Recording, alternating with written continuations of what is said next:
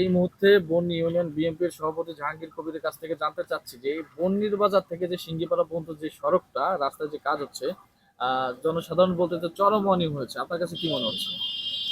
না, রাস্তায় এখন পর্যন্ত যা দেখা যাচ্ছে তাতে কাজের ধরনটা কেমন হওয়া উচিত সে বিষয়ে আমার জানা নাই।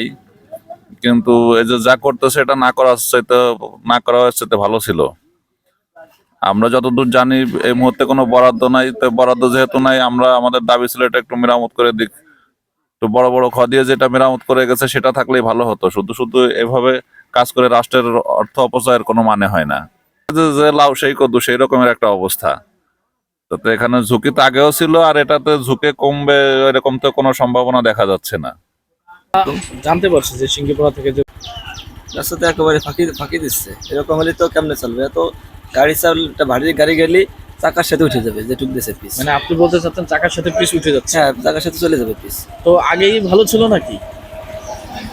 আগেই ভালো ছিল, যারা 2 দিন পরে একটু বৃষ্টি হলেই আগের মতো হয়ে যাবে যা দিছে। এই যে সিঙ্গিপাড়া থেকে যে বন্নি বাজার মধ্যে যে রাস্তার কাজ হচ্ছে, এটাতে আপনার কাছে কি মনে হচ্ছে? রাস্তার কাছে কি কোনো অনিয়ম হয়েছে?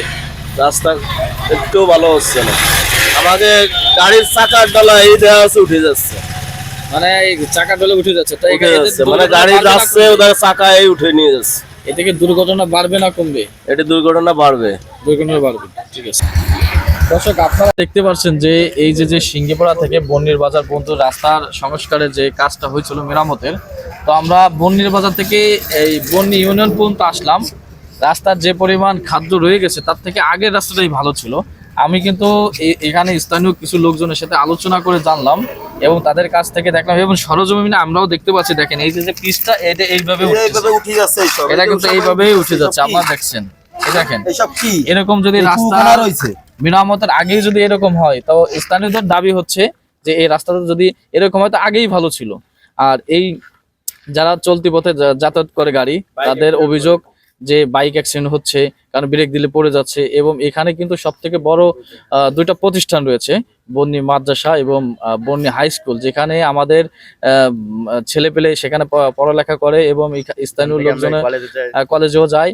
কিন্তু তারা কিন্তু সাইকেল নিয়ে চলাচল করে, কিন্তু অলরেডি 2-3 জন ঝুঁকিপূর্ণ হয়েছে, অ্যাক্সিডেন্ট করছে।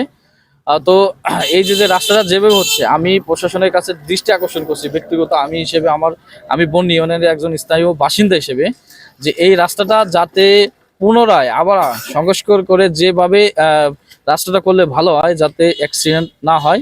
আমি এই জন্য প্রশাসনের কাছে জোর দাবি জানাচ্ছি।